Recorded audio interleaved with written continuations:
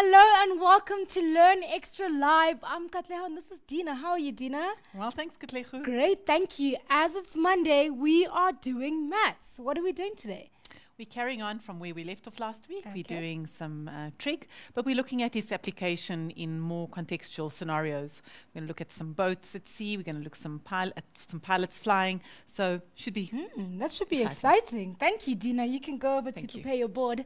So, because it's Monday, we have the calculator and the Casio labeler to give away. Make sure that today, guys, our Facebook page is facebook.com/learn extra. Make sure that today that you are the most maniac, most excited, most awesome mindsetter on the page, and you can stand a chance to win these prizes. Also, you know that every week we do put the prizes up on Facebook or the prize winners up on Facebook, so you already know that people actually do win these prizes. It's not like a joke or anything, guys. We really want to give you these things, so make sure that you tell all your friends about it as well, because I can see the likes on the page are actually increasing by the day. So it's really awesome to know that you guys are with us. Our Twitter handle is @LearnExtra. And make sure that you are today's best and most favorite mindsetter with Dina. Over to you, Dina. Thanks very much, Katleho. I thought that taking the lesson from where we left off last week, where we were solving some equations, I thought that I would start the show with a little revision of what we did last week as a challenge question. So for those of you who want to meander along your little notepad, here's the question for this afternoon. I'm going to have two of them. The first one will be now, and the next one will be after the next segment. So here's the question. If we have the equation 2 sec theta equals 5 and a condition where theta is acute, you need to work out what the value of a third sine squared theta plus cos squared theta is, but without using a calculator. So try and see if you can come up with what the value of this expression is without actually using the calculator and just using the fact that 2 sec theta equals 5 and also theta is acute. So with that information, see if you can come up with the value for that given expression. We are going to go on to the next section, which is the application of trig in a variety of contexts. Right, and the first one is to have a situation where we are given a number of triangles. I think that if you look at the picture, you'll see at least three. We've got ADB as a triangle, we've got DCB as a triangle, and we've got ACB as a triangle. And before we jump into any questions, we would like to know what kind of information is given. So if we focus on the given, we've got an angle of 50 degrees over here, we've got a side of 48, and we've got BD as a line that's perpendicular to AC, obviously therefore forming two right-angled triangles. It's important to establish where those right-angled triangles are, as trigonometry is the study of shapes, lines, and angles within a right-angled triangle. There will be scenarios where you will be given triangles where they are not right-angled, and next year in grade 11 we'll learn a little bit more of how to work out sides and angles when we don't have a right-angled triangle. For now, we are constrained by the right-angled triangle because the theory that we're using pertains only to the right-angled triangle. Right, so the question here is to find the length of AC. Now, if we look at AC's length, it's falling inside triangle ABC, and triangle ABC is an obtuse angled triangle. So straight away, I know I have a problem. I need to rebuild or reshape this whole picture so that I can be working in smaller sections, because I'm not going to be able to work out AC as standing in that triangle as it is, as it stands. I need to formulate some construction around the right angle triangles. So if I look at it carefully, I'm able to immediately point out that we've got this triangle here that's got quite a lot of information. Firstly, it's right angled, and secondly, it's got an angle of 50 degrees as well as a side of 48. And last week we spoke at length about our acronym, that if we are given two pieces of information, we need to be able to establish what is the trig ratio that we can utilize in order to find some information that would be useful. So in this right angle triangle, if I'm wanting to at the end find what the length of AC is, it's obvious that AD would be quite useful at this stage because it's part of that line segment AC.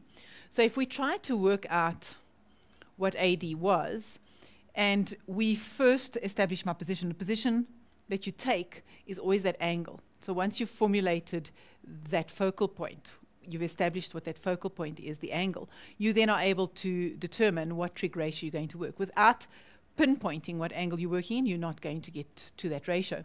So if I'm at B1 and I'm wanting to find that length there, what is the side, what is the name of the side AD in relation to B1? Well, the side opposite the right angle is always the hypotenuse, so 48 is the hypotenuse, which must mean that this side there is the opposite. So therefore, we've got, or we want to find the opposite side. We've also established that 48 is our hypotenuse, okay? So the trig ratio that contains both of those pieces of information is the sine. So now, since I've started off with sine of B1, that would be equal to the opposite side, AD,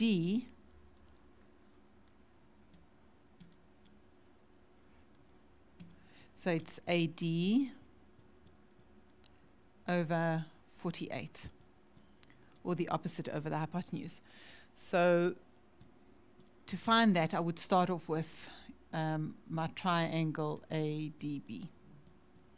Okay, so notice again how we wanted to find AC, but it's not in a right angle triangle, so we break it down into right angle triangles to try and work out certain portions that will eventually assist us in working out that full length. Okay, so from here, how would you solve for AD? Well, we've got this denominator that we're going to multiply on both sides, so we're going to get 48 times the sine of 50 degrees is equal to AD. And now we can use our calculator, which I haven't set up. So let's see if I can find my calculator quickly. There we go. And we want this one. Just waiting for our calculator to pop up. And while we're doing that, you can get your calculator out as well and just say 48 times sine 50. Okay, there your calculator is. There we go. Thank you. Right, so we've got 48 times sine of 50, and that gives us 36,770. Okay, so that's AD is equal to 36,770. Okay, so this is just this length here is 36,77.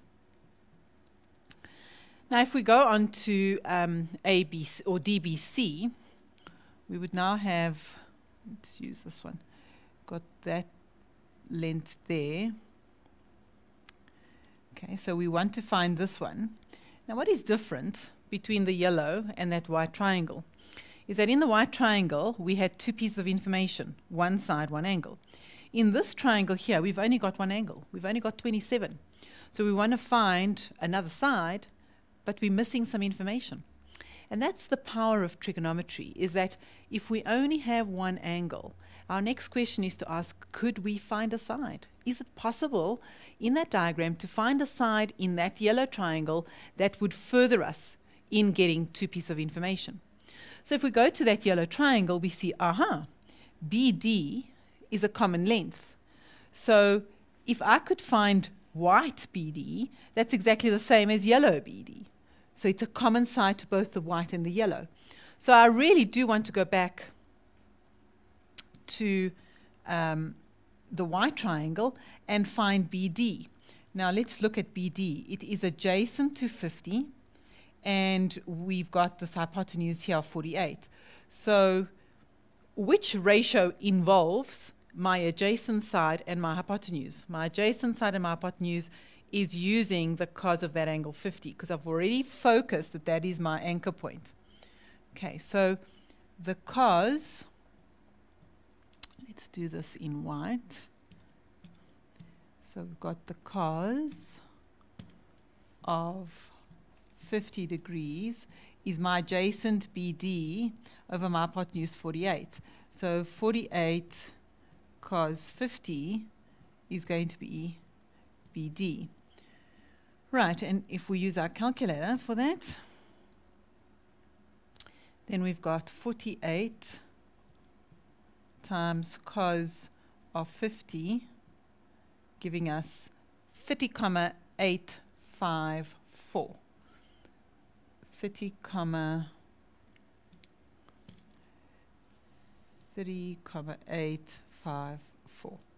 Now that is this length over here. This is the 30,854, that common length. We're wanting to find this yellow length there. So again, your focal point is always starting from the angle. So starting from this angle, what is the relationship of the yellow side? That would be my adjacent. What is the relationship of the side I've just found? That is my opposite. So which ratio involves adjacent and opposite? Adjacent and opposite involves tan. So tan of 27 is the opposite, which is BD over the one that I want, DC, which means that tan 27, filling in your values for BD, will give us 30,854 divided by my DC. So the question now is, how am I going to solve for DC? And it does look like this is an odd x, so let's just rewrite this and make it quite clear that this is DC. How am I going to solve for DC? DC is sitting in that denominator.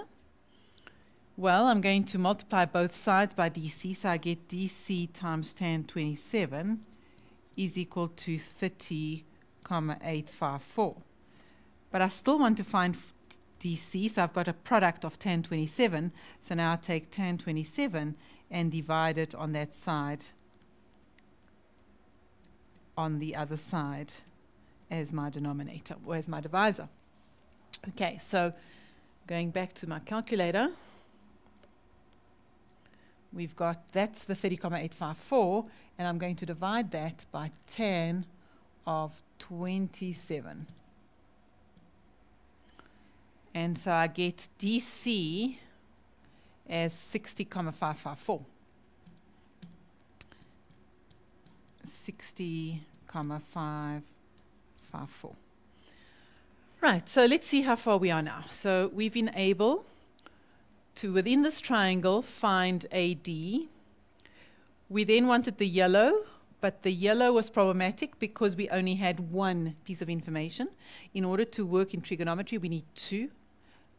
Without two, we're not able to move forward. So we had to go and find something else. So we had to find that common side 30. Once we had the two pieces of information, we can now find the yellow one. And that yellow one we've just worked out is, what did we work it out as? 60,554. So this portion here is 60,554. In the end, it gives us a total of 36,770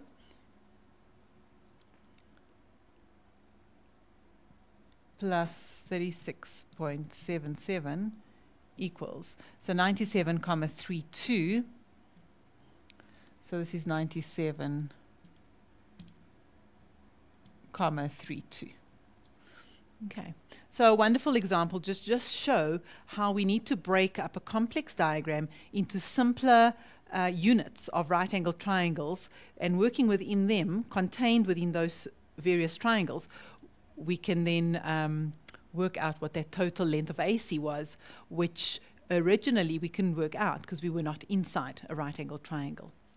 Over to you, Katlego. Thank you, Dina. So guys, we are going to go for a really quick break. This is the time for you guys to get maybe your calculators, get some refreshments. And I also just want to say thank you to Liberty as well for bringing us this awesome, awesome show. See you after the break.